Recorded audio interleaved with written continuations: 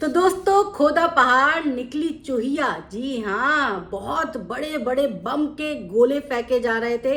कहा जा रहा था कि अब राज परिवार की खैर नहीं है और राज परिवार जो है अब उसका कर देंगे हम सत्यानाश। लेकिन ऐसा हो नहीं सका क्योंकि जो बम का गोला फेंका गया था ना, वो फुस हो गया। मतलब उसमें कोई जान ही नहीं थी।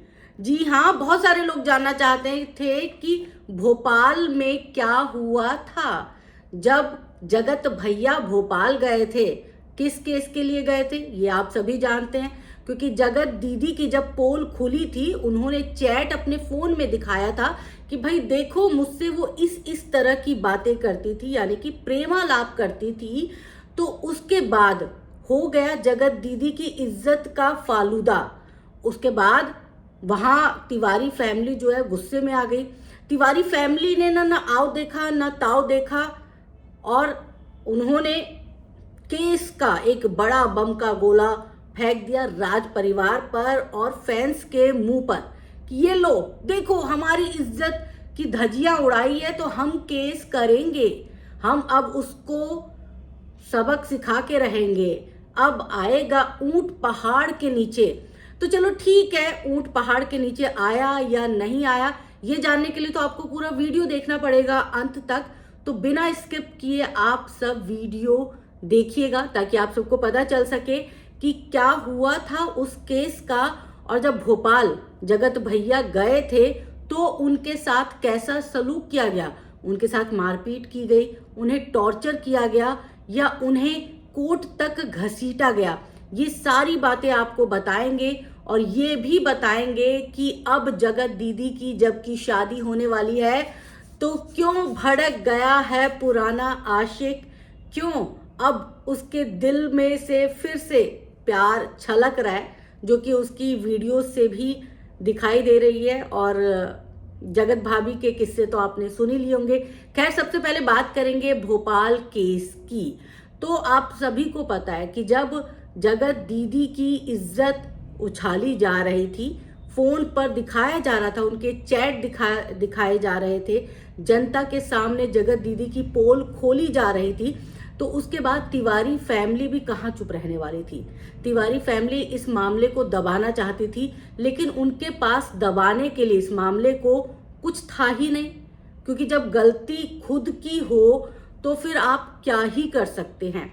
लेकिन कहते हैं ना कि फैंस की नजरों में तो अपनी गलती को छुपाना था, तो इसके लिए उन्होंने एक नया शगुफा छोड़ा और वो शगुफा था कि हम अब कानूनी दाव पेच के जरिए राज फैमिली को सबक सिखाएंगे। जिसने हमारी बेटी बहन की इज्जत की धज्जियां सोशल मीडिया पर उड़ाई है उसको हम कोर्ट तक घसीट के ले जाएंगे। और इसी को बिना बना के बार बार अपनी हर वीडियो में जगत दीदी और उनके भाई ने यही कहा है कि हम इस केस के बारे में कोई बात नहीं कर सकते, क्योंकि हमें इंस्ट्रक्शन दी गई है जब तक ये केस चल रहा है हम अपनी जुबान पर इस केस का जिक्र नहीं करेंगे और खासकर सोशल मीडिया पर तो बिल्कुल भी इस बारे में बातचीत नहीं की जाएगी। सचिन भैया जब भोपाल गए तो उसके बाद वहां से आने के बाद भी वो लगातार अपने मुंह पे ताला लगा के रखे रहे। उन्होंने बहुत दिनों तक सब्र किया और इस मामले में कोई भी बातचीत नहीं की। कहीं ना कहीं जगत भैया भी इस मामले से बचते नजर आए। वो कई दूसरे मामलों पर बात कर रहे थे, इसी केस से जुड़े दूसरे पार्ट पर वो लगातार बातचीत कर रहे थे, लगातार पोल खोल अभियान चला रहे थे, लेकिन उनका नाम नहीं लिया जा रहा था। उनसे रिलेटेड चीजें जो हैं वो ना तो सोशल मीडिया पर दिखाई जा रही थी और ना ही उनके बारे में किसी भी तरह की कोई बात की जा रही थी। तो भोपाल में दरअसल क्या हुआ था, तिवारी फैमिली जो है अपना एक वो दिखाने के लिए कि हाँ देखो हमें बदनाम किया तो हम केस कर देंगे, तो उन्होंने थाने में एक रिपोर्ट दर्ज करवाई थी। और जब रिपोर्ट दर्ज करवाई गई तो उसके बाद जगत भैया के पास स्टेशन से, थाने से फोन जाता है कि आपको जो है थाने में आना पड़ेगा, क्योंकि आपके खिलाफ रिपोर्ट दर्ज करवाई गई है। अब भैया जी जो है वो डरने वाले तो थे नहीं, उन्होंने बोला ठीक है मैं आऊँगा।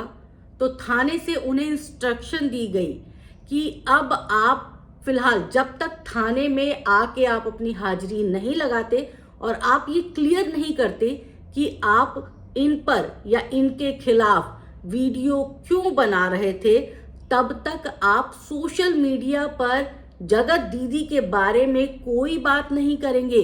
जगत दीदी की कोई वीडियो आप अपने चैनल पर नहीं डालेंगे, यानी कि आपको जगत दीदी के मामले में अपने मुंह पर टेप लगा लेना है जब तक कि आप थाने में आके ये क्लियर नहीं करते।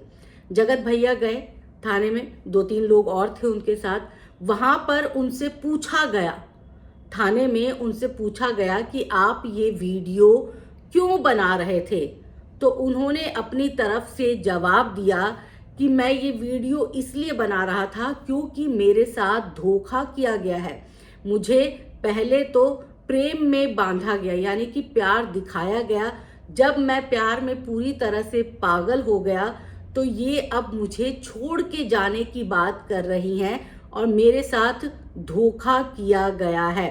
जिसके बाद पुलिस ने और भी कई सवाल जवाब किए, जिसका बहुत ही शांति के साथ जगत भैया ने जवाब दिया और उसके बाद उन्हें जो है वापस भेज दिया गया अंबाला।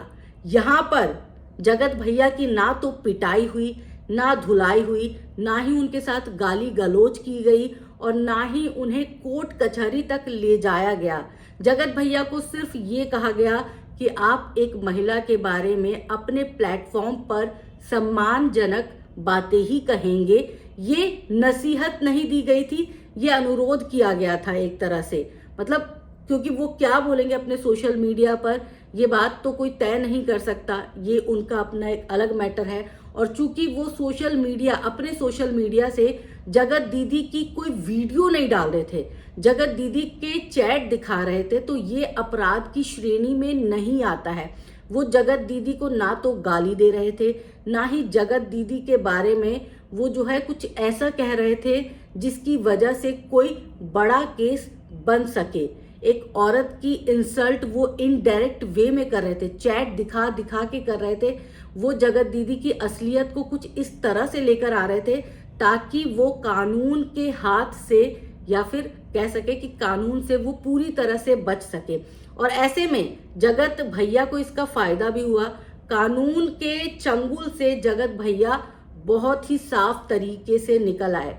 और ये एक स्ट्रेटेजी थी तिवारी फैमिली की, क्योंकि तिवारी फैमिली में भी लॉयर है तो अच्छे से समझते हैं कि इस मामले पर कोई केस बन ही नहीं सकता है। किस बिना पर जो है केस बनाया जाएगा, किस बिना पर कोर्ट में घसीटा जाएगा। इसीलिए उन्होंने अपनी जनता की तरफ एक शगुफा फेंक दिया, ये लो अब इसी में उलझे रहो और इसी में हम उलझा के भी रखेंगे। जगत दीदी जब भी आती थी, लाइव आती थी, हमेशा इस केस के बारे में मैं ज़्यादा बात नहीं कर सकती, इस केस के बारे में मैं ज़्यादा बात नहीं कर सकती। क्यों? क्योंकि वो जानती थी कि उनके पास इस केस के बारे में ज़्यादा बात करने के लिए कुछ नहीं है। अगर वो अपना पक्ष भी रखती तो भी लोग उन्हें गलत मानते, क्योंकि उनसे गलती तो हुई थी। ऐसे में उन्होंने कानून का सहारा लेने की कोशिश की, लेकिन कानून जो है वो सबूत मांगते हैं और सोशल मीडिया पर चैट दिखाना कोई गुनाह नहीं है, किसी गुनाह की श्रेणी में नहीं आता। और इसीलिए जगत भैया जो हैं वो बाल बाल बच गए। और कह सकते हैं कि जगत दीदी और उनके परिवार ने भी एक अच्छा षड्यंत्र रचा, मतलब साजिश रची अपने फैंस को बेवकूफ़ बनाने की। तो लगातार यही कोशिश चल रही थी कि किसी भी तरह से अपने फैंस को बरगला लिया जाए, बस उन्हें ये विश्वास दिला दिया जाए कि अगर वो हमारे बारे में कुछ बोल रहा है तो हम चुप नहीं बैठे हैं, हम भी कानूनी जो है वो राय मशवरा सलाह सब कुछ ले रहे हैं, कानून के कायदे से चल रहे हैं। पर ऐसा था नहीं, जो दिखाया जा रहा था आप सबको हमें, वो सच में वैसा नहीं था। यानी कि कहीं ना कहीं एक बार फिर जनता को बेवकूफ़ बनाया जा रहा था। जनता के इमोशंस के साथ खेला जा रहा था। जनता को बार बार यही कहा जा रहा था कि मैं अपना पक्ष सिर्फ इसलिए नहीं रख सकती क्योंकि ये सारा मामला कोर्ट में चला गया है। कौन से कोर्ट में गया है, सबूत दीजिए। और ऐसा नहीं है कि चीजें खुलती नहीं है। मुझे समझ में नहीं आ रही कि ये तिवारी फैमिली कर क्या रहा है। मतलब सबूत खुलते हैं भाई, चीजें जो हैं कभी ना कभी तो सामने आती हैं, और जब आती है तो फिर आपका झूठ पकड़ा जाता है। तो फिर आप पहले से ही सोच समझ लीजिए ना कि आपको झूठ नहीं बोलना है, आप सच बोलिए, या तो आप मत बोलिए। और अगर आपको बोलना है, क्योंकि आपका प्रोफेशन ही ऐसा है, अगर आपको बोलना है, सोशल मीडिया पर आ रहे हैं, बोलेंगे तो कम से कम उस टॉपिक को अवॉइड कर दीजिए, क्योंकि झूठ पकड़ा जाता है। झूठ की कोई जमीन नहीं होती। झूठ आपकी बातों से पकड़ा जाएगा।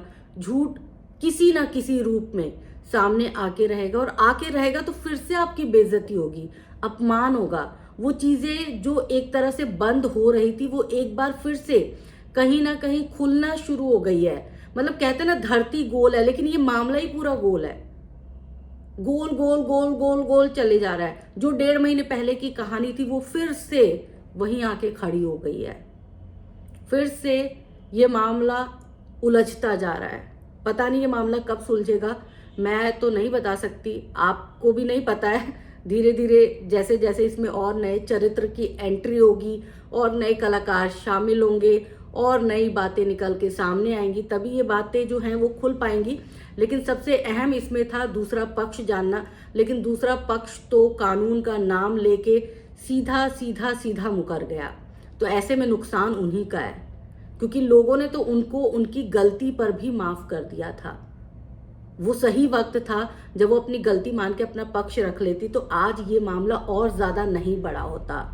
पर ऐसा उन्होंने किया नहीं। उन्होंने अपना दिमाग यहाँ पे कुछ ज्यादा एक्स्ट्रा लगा लिया कि मैं ऐसा करती हूँ, कानून का नाम लेके इस मामले से बच निकलती हूँ। तो चीजें सामने आती हैं, और इस तरह से सामने आती हैं। इसीलिए कहा जाता है कि झूठ मत बोलो, सच बोलो। सच एक बार बोल के बुरे बन जाओ, बार बार आपको कम से कम झूठ तो नहीं बोलना पड़ेगा। तो यही है भोपाल के केस की सच्चाई। आपको ये वीडियो कैसी लगी जरूर बता दीजिएगा, और इसके साथ ही आप मेरे चैनल पर अगर नए हैं तो सब्सक्राइब कर लीजिएगा, लाइक करिएगा, वीडियो को शेयर कर लीजिएगा, और कमेंट भी करके बताइएगा कि आपको मेरी ये वीडियो कैसी लगी। वैसे आपको बता दें कि मिंत्रा और फ्लिपकार्ट पर इन दिनों बहुत अच्छा डिस्काउंट चल रहा है, बहुत अच्छे ऑफर्स चल रहे हैं। तो अगर आप न्यू ईयर के लिए खरीदना चाहते हैं कुछ भी अपने लिए, अपने घर के लिए, अपने परिवार के लिए गिफ्ट पर्पज से, तो जाइए और खूब सारी शॉपिंग करिए। जितने भी प्रोडक्ट्स हैं वो मैंने लिंक में लगा दिए हैं, तो देख लीजिएगा आप। डिस्क्रिप्शन में जो हैं वो सारे प्रोडक्ट्स आपको मिल जाएंगे। तो जाइए, चेक इन कीजिए, शॉपिंग कीजिए और एंजॉय करिए। और न्यू ईयर आने वाला है तो उसके लिए तैयारी कर लीजिए, और साथ ही साथ बने रहिए हमारे साथ।